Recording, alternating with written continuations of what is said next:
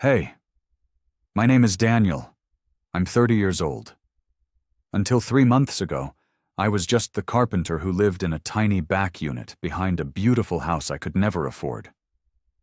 Then one rainy night, standing on a balcony that smelled like jasmine and wet wood, my landlord whispered 6 words that changed everything. If you kiss me now, we can't go back. She was married. She was black. She was 14 years older than me, and I was the white handyman everyone in her gated neighborhood already watched too closely. If you're watching this right now, tell me where you're from in the comments, because I still don't know if what we did was wrong. I remember the rain, the way it sounded against the balcony wood. Steady, soft, like it was trying to tell us something we already knew but weren't ready to hear. I was standing there with sandpaper in my hands, finishing the last bit of railing Monique had asked me to smooth before morning. My fingers smelled like lemon oil and sawdust. The porch light above us buzzed quietly, casting this warm, flickering glow that made everything feel suspended. She stepped out onto the balcony barefoot. I didn't hear the door open. I just felt her there. She was wearing a soft robe over a t-shirt and leggings, her hair down in a way I'd never seen during the day. She looked tired. Beautiful, but tired in that real way where someone's guard is finally down. "You're still out here," she said quietly. I nodded. "Almost done? Wanted to make sure it was smooth before the rain got worse." The neighborhood was so quiet. Kayla's car was gone. David was supposedly still at the hospital. It was just us, and the sound of water hitting leaves. Monique stepped closer, her hand brushing the railing I'd just sanded. "You didn't have to stay this late." "I know." We stood there for a moment. The air smelled like rain and jasmine. Her perfume, the one that always lingered on the stair rails and chair backs long after she'd walked away. She asked about my podcast, my late-night confession episodes that I recorded in that tiny back unit behind her house. I froze. Because the thing is, I hadn't told her about the podcast, not directly, but the way she said it, calm and knowing, made my stomach drop. She knew. She'd been listening. I started, but she just smiled softly. "It's okay," she whispered. "I know more than you think." The conversation shifted. We talked about her work week, her insomnia, the way the house felt too big when everyone was gone. I admitted I knew what empty houses felt like. Our hands were both on the railing now, close enough that I could feel the heat from her skin. The charged silence stretched between us like a wire pulled too tight. And then she whispered it. "If you kiss me now, we can't go back." My heart stopped. My whole body felt electric, terrified, alive. I heard myself say, "Then let's not go back." I leaned in, just enough that my forehead touched hers. Not a kiss. Not quite. But close enough that I could feel her breath, smell her skin, feel her shaking the same way I was. And then, a car door slammed somewhere below. We jumped apart like we'd been burned. I muttered something about finishing up, grabbed my tools with shaking hands, and walked off that balcony before I could do something we'd both regret. But here's the thing. That night didn't start on the balcony. It started 3 months earlier. The day I drove through the gate of that quiet, tree-lined cul-de-sac just outside Atlanta, with everything I owned packed into the back of my beat-up truck. 3 months earlier.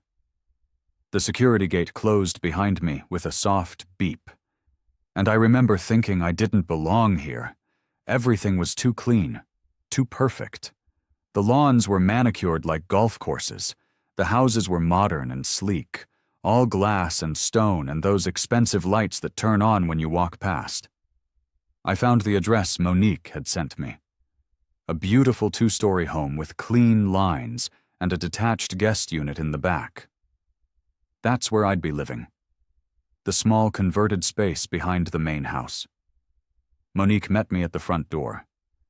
She was in work clothes. A cream blouse, dark slacks, low heels. Her hair was pulled back. Professional. Polished. The kind of woman who probably had her calendar color-coded and never missed a deadline. Daniel? She extended her hand. Monique Harris, welcome. Her handshake was firm, confident. Her skin was warm. She walked me through the yard to the back unit, pointing out the small kitchenette, the bathroom, the fact that sound carried between the main house and my place. Just something to keep in mind, she said with a slight smile. The walls are thinner than they look. I nodded, already hyper-aware of how close I'd be living to my landlord. Inside the main house, I could see family photos on the walls. Monique, a handsome man in scrubs who I assumed was her husband David, and a teenage girl with Monique's eyes. Degrees framed on the wall. Awards. A life that looked perfect from every angle. She handed me a temporary move-in form. Both her and David's names were at the top, under owner. We'll do the official lease signing later this week, she said, once David's home. I signed. Thanked her, started unloading my truck. Box after box of tools, clothes, a few books, and my podcast setup. A cheap mic, secondhand headphones, a laptop that took forever to boot up. I tucked it all onto a small desk in the corner, glancing out the window at the main house. The porch lights looked like eyes. That evening, I walked to the grocery store a few blocks away. I felt out of place among the luxury SUVs and people in pressed clothes, buying organic everything. I grabbed the basics. Pasta, eggs, coffee. When I got back to the cul-de-sac, I saw David pulling into the driveway in scrubs, phone pressed to his ear. He gave Monique a quick peck on the cheek and disappeared into the house without looking back. I watched from my truck. It felt like watching a life through glass. Perfect, untouchable. Not mine. That night, I lay in my narrow bed in the back unit, listening to muted laughter and footsteps from the main house. The AC hummed. Somewhere in the distance, old-school R&B played low. I stared at the ceiling and whispered to no one, I wonder how long they'll even notice I'm here. I didn't know then that the woman in that house had already noticed everything. The next morning, I woke to the sound of garbage trucks and sprinklers. Sunlight leaked through the thin curtains. My first full day as both resident and handyman in a neighborhood that clearly didn't need someone like me. I walked the cul-de-sac, knocking on doors, introducing myself to the homeowners whose projects I'd been hired to start. Simple stuff. Shelves. Minor repairs. The kind of work that kept the lights on. One of the first doors I knocked on belonged to Karen Lewis. She answered with a tight smile and a look that said she'd already Googled me. Daniel, right? She stepped aside to let me in. Come in. Let's talk about what I need. Her house smelled like lavender and control. She asked me a dozen questions while I measured her hallway for shelves. Where was I from? How long was I staying? How did I find this neighborhood? Then she leaned in slightly and said, You know, Monique is on several important committees. She looks after our image here. We have standards. I nodded, getting the message loud and clear. Don't mess up. Don't embarrass anyone. Stay in your lane. Later that afternoon, I was heading back to my unit when I saw Monique coming back from a jog. Workout clothes, ponytail, a light sheen of sweat on her skin. We exchanged a brief, polite chat about how I was settling in. Her voice was different when she wasn't in work mode. Softer. A little breathless. At dusk, I saw Kayla rush from the house to a friend's car, stressed about band practice and AP assignments, laughing in that high-energy way teenagers do. Monique stood in the doorway watching her daughter leave, and for just a second, her face looked tired. Then the mask came back up. Karen walked past on her evening stroll and casually mentioned that the HOA might have more work for me if this arrangement works out. Translation: behave, and you'll have steady income. Screw up, and you're gone. I cooked a cheap pasta dinner in my tiny kitchenette that night, watching through the small window as the Harrises ate in their bright, open-plan kitchen. I couldn't hear their words, just saw their silhouettes moving around each other like choreographed strangers. I turned away, pulled out my notepad, and started sketching ideas for the jobs ahead. Work came first. If I was going to last here, I had to be invisible. 2 days later, Monique texted me. "Can you come by the kitchen when you have a minute?" I walked over mid-morning, toolbox in hand. She was waiting in the kitchen, dressed for a work-from-home day. She walked me through the space, pointing out uneven cabinet doors and a pantry that never really worked. Her language was precise, professional, the kind of voice that managed vendors and contracts without breaking a sweat. I measured cabinets, sketched notes, asked questions about what she wanted. David breezed through to grab coffee, made a joke about finally getting around to fixing things, and barely registered my presence beyond a polite nod. Kayla popped in, grabbed a snack, complained about her messy desk. Monique scheduled a fuller renovation consultation and mentioned that the official lease signing for my unit was set for Friday evening when David would be home. I spent the afternoon in my unit drawing up plans and estimates, noticing just how quiet it got when everyone was gone. Then my phone buzzed. An email from the HOA, signed by Karen, introducing me as the preferred handyman for the cul-de-sac and giving my number to all residents.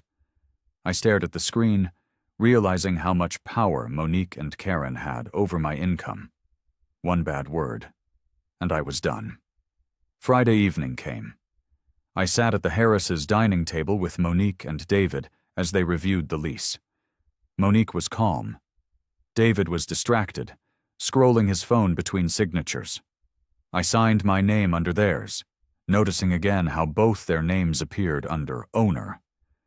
Karen's email notification pinged on Monique's phone about an upcoming HOA meeting. Monique smiled and said, "Welcome officially." She handed me a glass of water. Our fingers brushed, just for a second. The clink of ice in the heavy crystal seemed louder than it should have been. We both pulled away a fraction too quickly. After David disappeared into his home office to take a call, I stood in the kitchen with Monique, holding that glass of water like it weighed 100 pounds. She asked about my work hours, her late nights at the firm, how she often brought work home after everyone was asleep. Her voice when she talked about work sounded different than when she'd called me officially family for signing the lease. Flatter, emptier. I thanked her again and headed back to the back unit as the sky deepened into night. After a shower, I set up my makeshift podcast station.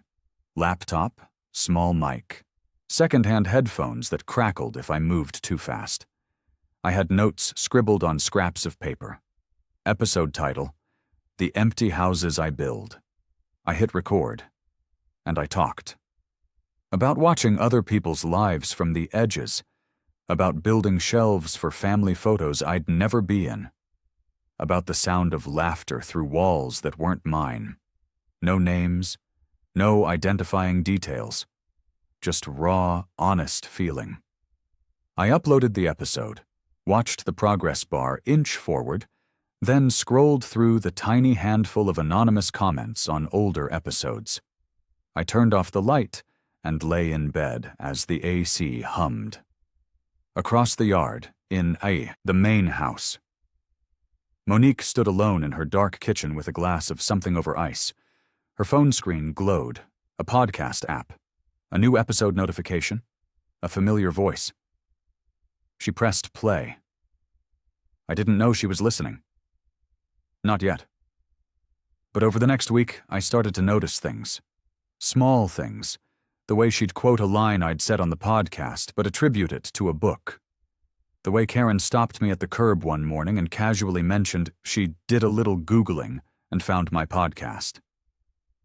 "Some of us listen when we can't sleep," she said with a knowing smile. I felt exposed, naked. I checked my podcast stats that night and saw a spike in plays from a single IP area. The cul-de-sac. Someone here was listening. Maybe multiple people. But I didn't know who. Not until the day Karen let it slip. I was working in Karen's den the following Thursday, installing shelves while she talked non-stop about neighborhood drama. Then she said it. Casual. Offhand. "You know, when the HOA first discussed hiring a permanent handyman, Monique pushed for you. She said she liked your side project. Said you sounded thoughtful." My hands froze mid-measurement. Monique knew about the podcast before I even moved in. She chose me. Later that day, I crossed paths with Monique at the mailboxes. "Thank you," I said carefully, "for recommending me to the HOA." She smiled. Didn't deny it, just said, "You do good work." But her eyes said more. That night, I recorded another episode, about being chosen for reasons that aren't on the paperwork, about wondering if you're more than just convenient. In the main house, Monique lay on the couch in the dark, David asleep upstairs. She pressed play, and she listened to me wondering aloud if she recognized herself in my words. She stood in the hallway outside her bedroom afterward, staring at David asleep in bed, phone in hand. She hesitated, then turned off the screen. We both lay awake that night in separate rooms, knowing something had shifted but not saying it out loud. The next morning, Monique texted me. "Can you come by at 9? I want to talk about the office remodel." I arrived at her front door at exactly 9, toolbox in hand, the air already thick with unspoken knowledge. She led me to a cluttered makeshift office off the hallway. Papers everywhere, a desk that didn't fit, lighting that made everything feel dim. "I want built-ins," she said. "Better lighting. A space that feels like mine." I measured, sketched, asked practical questions about shelves and outlets. But the conversation kept sliding into something deeper. She mentioned working from home late into the night when the house was finally quiet enough to think. I slipped, referenced something she only could have known if she'd heard my podcast. I stopped mid-sentence. She caught it. After a long pause, she gently closed the office door. Not locking it, just minimizing sound. And she admitted it. "I recognized your voice the first night I played the episode," she said quietly. "I pushed the HOA to hire you because you sounded like someone who understood what it's like to be in a place that looks perfect and still feel alone." My chest tightened. My landlord, my biggest client, a married woman. She chose me specifically. "I didn't mean to," I started, but she shook her head. "I'm not asking for anything," she said. I needed you to know I heard you. Really heard you." We agreed out loud that nothing inappropriate would happen, that this connection stayed in the realm of voice and late-night audio, not physical lines. But we both knew we were lying. That night, I lay in bed replaying her admission. I rechecked the lease with their signatures, tracing her name with my finger. In the main house, Monique sat in her half-finished office, listening to my latest episode with headphones so David wouldn't hear. She removed one earbud, glanced at the closed office door, and wondered what the hell she was doing. The remodel began. Over the next 10 days, we built a routine that felt dangerously like a pattern. Monday evening, I arrived at 5. Kayla was doing homework. Monique was in soft work-from-home clothes now. A sweater, flats, hair down. I installed shelving while she redlined documents, the two of us sharing silence broken by occasional questions about measurements or legal jargon. She always set a mug in the same spot. I always wiped sawdust twice before packing up. She always walked me back to the hallway. Jason stopped by one night to drop off a tool I'd left in his truck. He assessed Monique, the house, the tension. Later, outside, he pulled me aside and said, "You don't flirt with the woman who can evict you with an email." I insisted nothing was happening. But Monique overheard enough of his tone to know outsiders were noticing. It rattled her. She told me we had to be extra professional around others. That night ended with me leaving through the side door while Monique stood in the office doorway, watching me cross the yard back to my unit. The porch light buzzed overhead. I closed my door behind me and leaned my back against it, exhaling. Across the yard, Monique did the same against the office door, mirroring me. Over the next 10 days, the remodel and our routine started to blend into something that felt like more than work. Day 1. I arrived at 5. Kayla chatted about needing shelf space for textbooks. Day 3. I came at 7. Monique already had my mug placed. We joked lightly about podcast topics. Day 5. I texted her I'd be 10 minutes late because of traffic. She texted back, "Drive safe. The office isn't going anywhere." I reread it twice. Day 7. Kayla invited me to look at her desk. Monique watched from the hallway as I gently suggested organizational ideas, almost like an older brother. Day 9. I arrived to find David home unexpectedly. He was cordial but curious about how late I usually worked. Monique smoothed things over, emphasizing budget efficiency. We built inside jokes. The crooked painting I always straightened. The way the thermostat hummed louder when the house didn't want to hear us. Our conversations deepened in small increments. Shows we liked. Where I grew up. Monique briefly mentioning her father and the expectations he'd had for her. Wednesday night, I finished sanding a shelf. Monique brought me water. Our fingers touched on the glass. This time we both held it a half-second too long before letting go. I walked down the hallway and heard her turn on soft R&B behind me. I stepped into the cool night air, looked back at the lit office window, and knew I'd be there again tomorrow. And the day after that. And the day after that. Until something broke. Thursday evening, Jason insisted on picking me up after work. "You need to get out of that neighborhood bubble," he said, practically dragging me to his truck. We headed to a casual bar downtown, the kind of place with sticky floors and sports on every screen. Jason introduced me to a friend's cousin, Nina. She was pretty, funny, flirted with me in that easy, uncomplicated way that should have felt good. But I kept glancing at my phone. Monique had sent a reminder about tomorrow's work schedule. The HOA had forwarded another project request. Nina asked about my podcast. Jason outed me with pride. I gave a vague answer, suddenly hyper-aware that Monique might be listening to every word I said into that mic. Meanwhile, across town, Monique sat at a firm dinner. Polished, professional, laughing at the right moments. But under the table, she kept checking her phone. Seeing my text, "Hope the dinner goes well." Replaying a podcast clip I'd posted earlier that week about rooms where you still feel alone. I left the bar earlier than Jason wanted. Drove back to the cul-de-sac feeling like I'd failed some test I didn't know I was taking. When I pulled in, Monique's car arrived a few minutes later. We met near the mailboxes. Both tired. Both pretending we weren't looking for each other. "How was your night?" she asked quietly. "Fine. Went to a bar with Jason. Met some people." I mentioned Nina in passing. Neutral tone. For just a second, something flickered across Monique's face, something that looked like jealousy. But she buried it fast. "That's good," she said.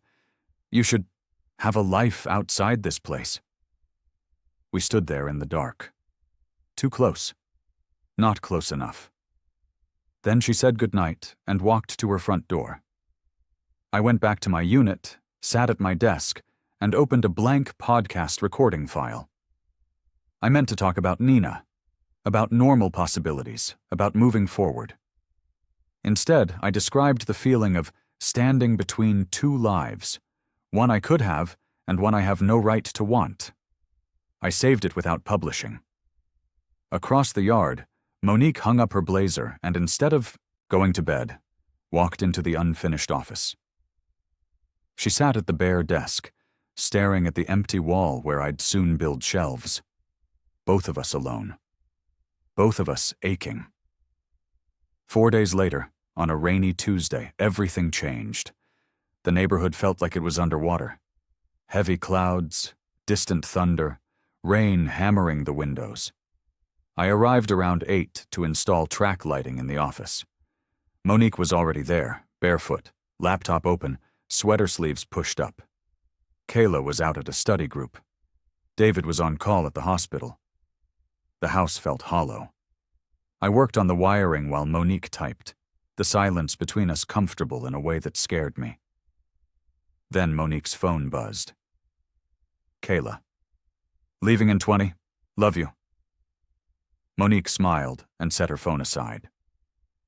A few minutes later, a chiming noise echoed from the alarm panel outside the office. Kayla, leaving early, had mistakenly armed the system in a mode that sealed the house.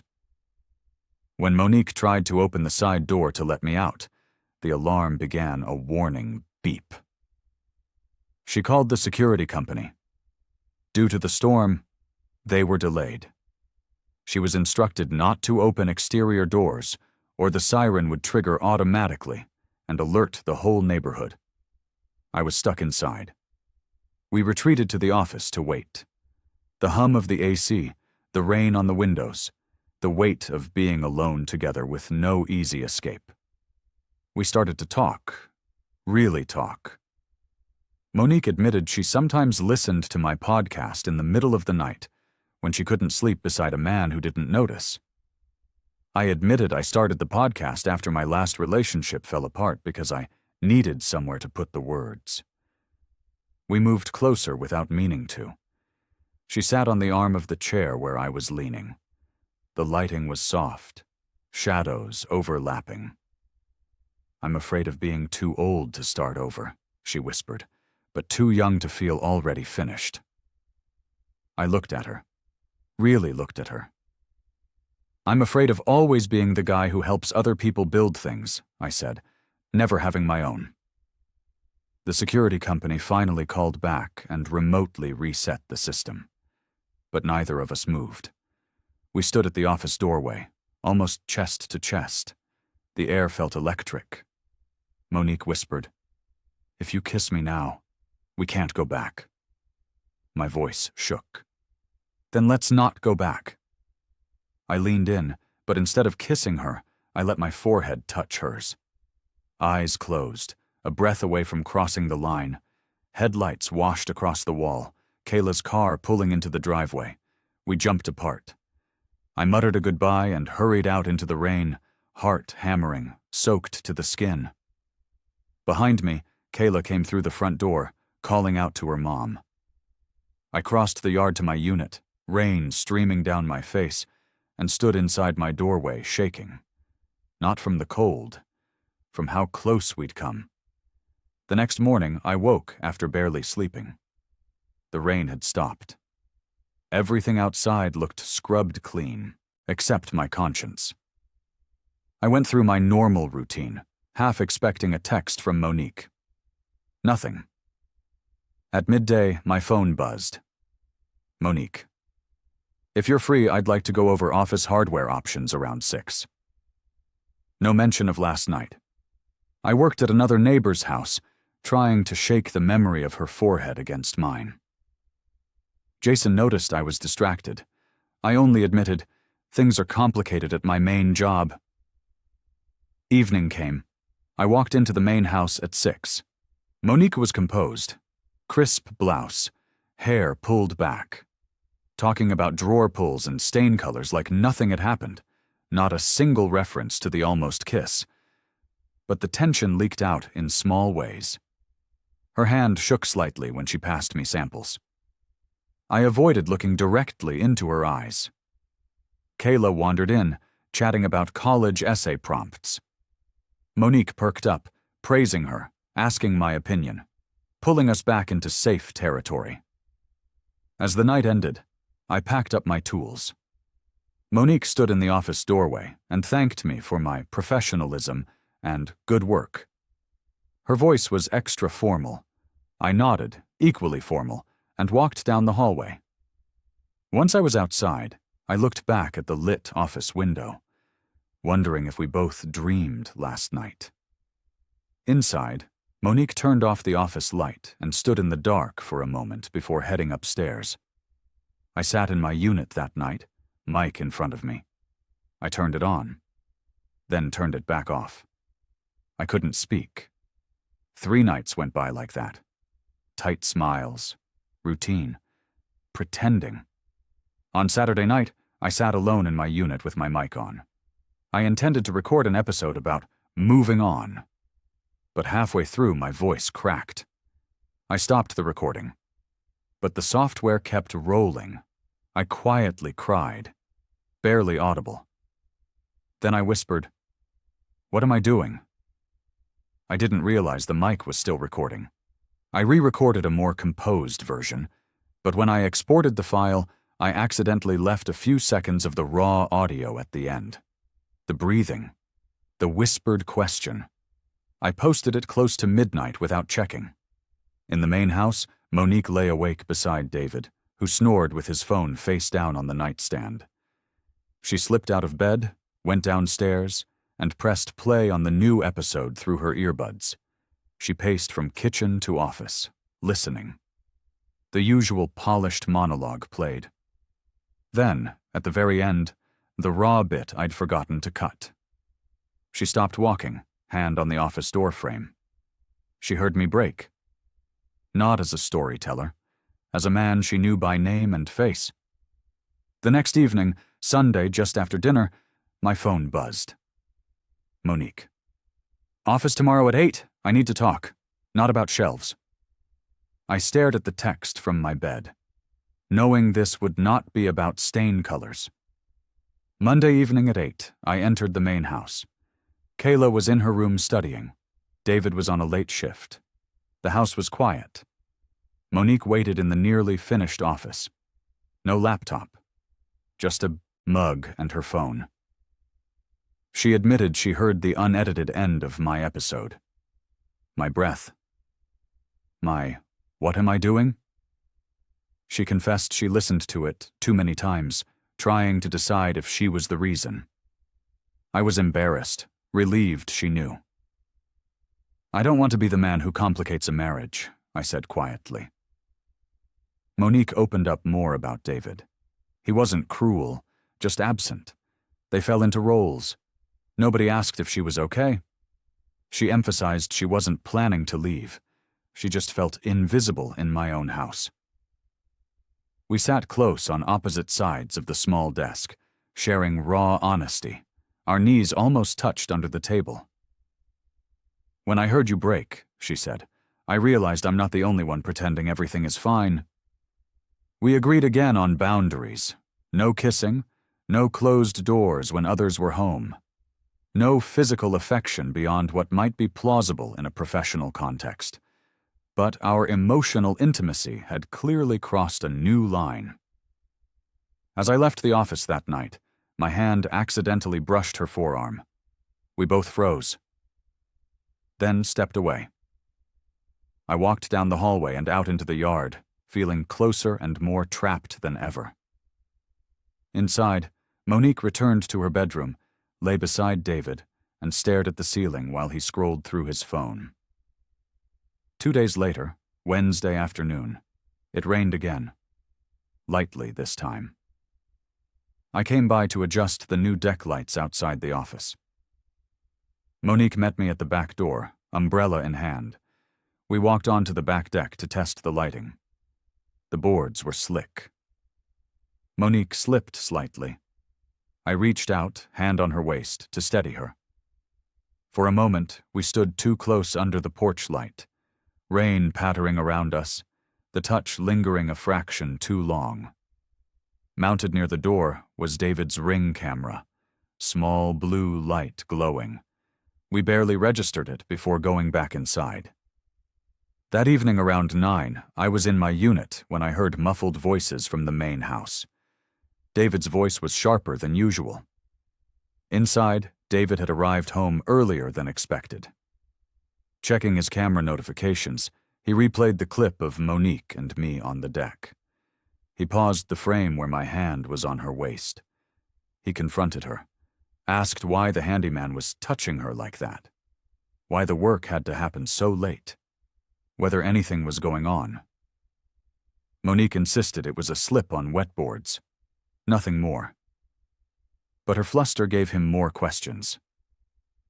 In my unit, I heard enough tone to know something was wrong, but not the exact words. I spent the night pacing. The next day, there was an HOA walkthrough meeting at the cul-de-sac gazebo. Karen, Monique, and a couple other residents were there. I was invited to discuss future projects.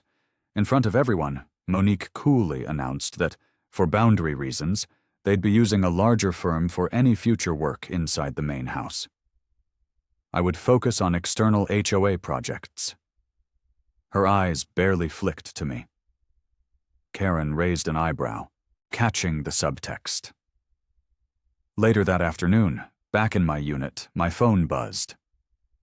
Monique, for both our sakes, we have to stop this.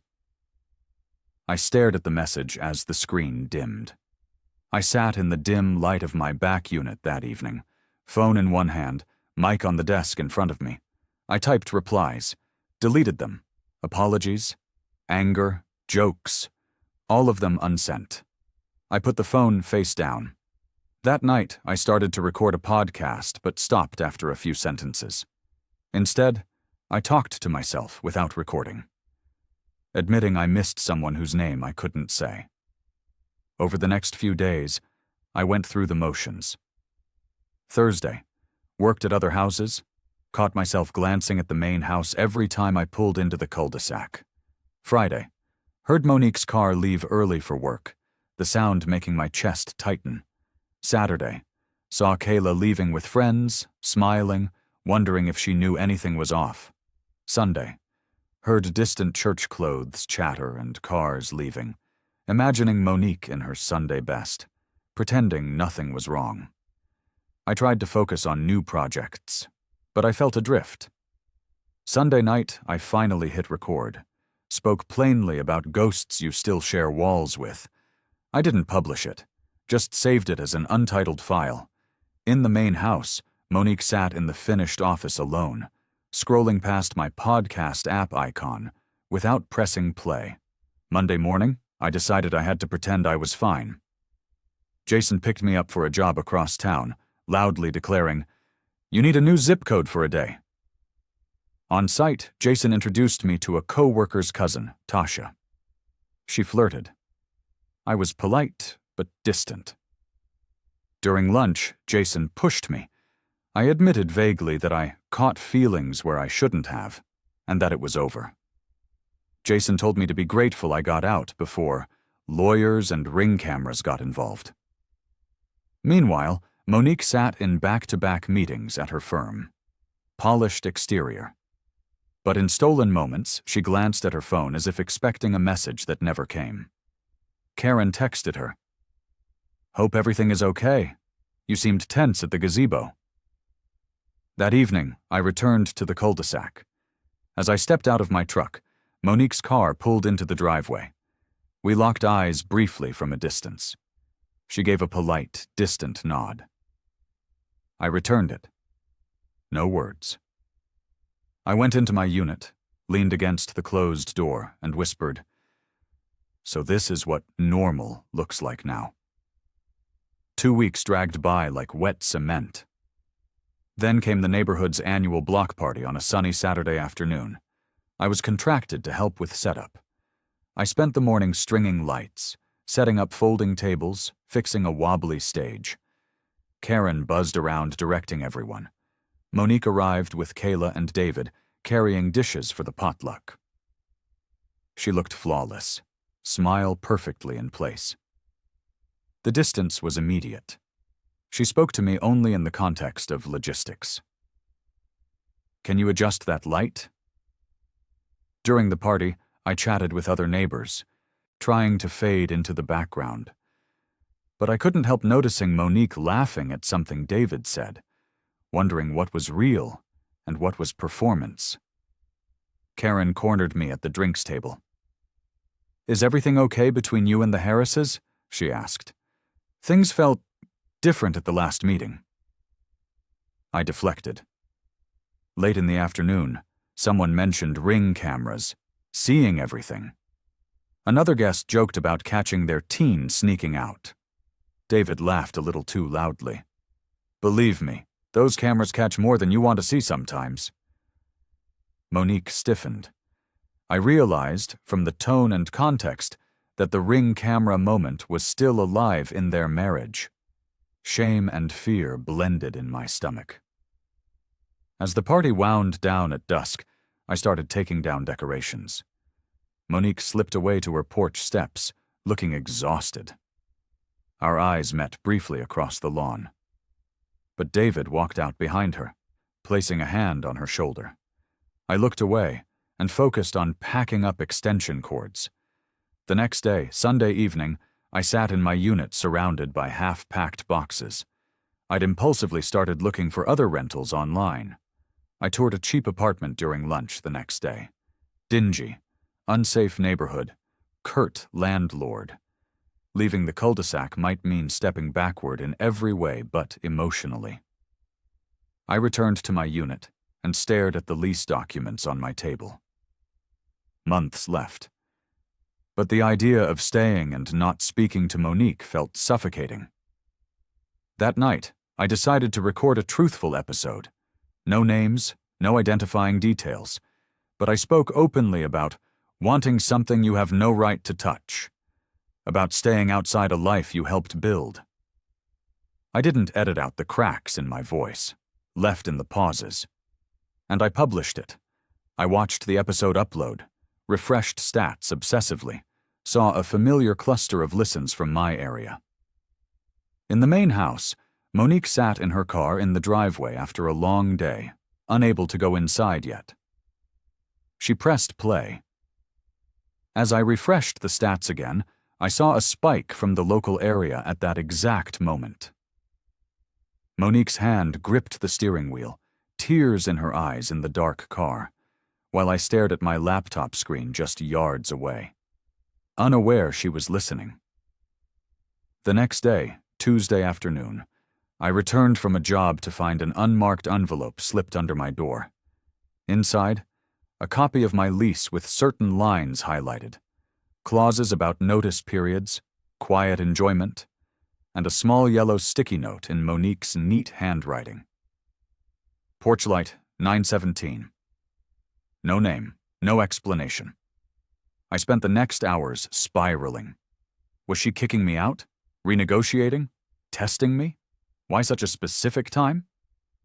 Then I remembered. During construction, she'd flick the office light twice at a specific time to mean, "I need a break." She was using a code. As evening approached, I couldn't focus. Showered, changed shirts, felt ridiculous for doing so. At 8:45, I sat at my small table. 9:05, I paced. 9:15, I sat on the edge of my bed with the envelope in hand. At exactly 9:17, the side porch light on the main house flicked off. Then on, then dimmed. My heart slammed in my chest. I stood, opened my door, and stepped out into the night. Across the driveway, Monique stood in the soft glow of the porch light, waiting. We didn't move closer than the width of the driveway at first. Our voices stayed low, whispers carried by the night air. Monique admitted she listened to my latest episode in the car, that she heard herself in every line. She said she couldn't pretend nothing happened between us emotionally, but she also wouldn't blow up her family and reputation. I admitted I started looking for places to move, that every option felt worse than staying near her, even if we never spoke again. We talked openly for the first time without walls between us, about guilt, about timing, about how we each filled roles that didn't match who we felt like inside. Then Monique proposed a painful compromise. We remain neighbors, strictly no physical contact, no more private indoor meetings. But when the porch light flickered at set times, if both were free, we could step outside and talk for a few minutes. About life, work, nothing and everything. I agreed.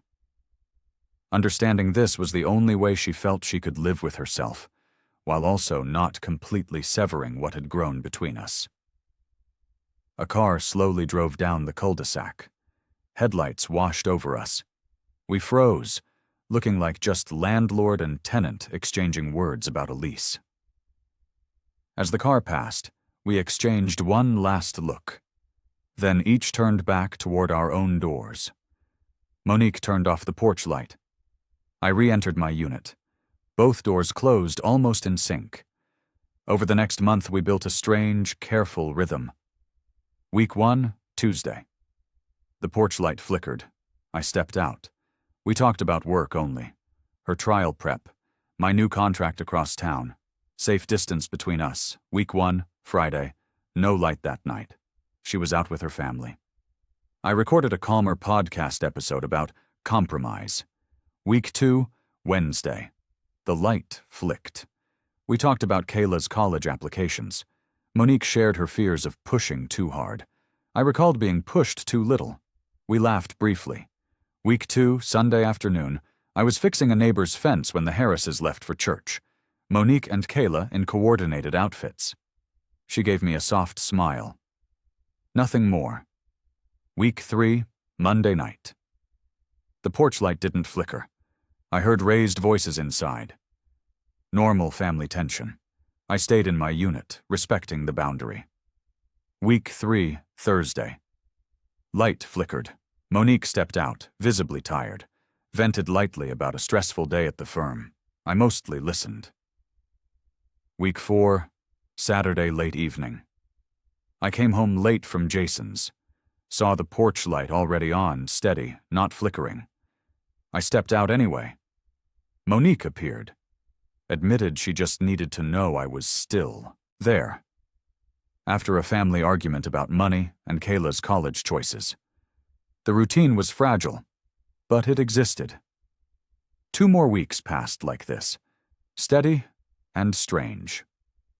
It was a mild Sunday evening near the end of my lease term. I spent the afternoon sorting through my belongings, half considering a future move, half acknowledging I was rooted here for now. Jason visited, asking if I was finally moving on. I admitted I was staying put for work. My tone said more.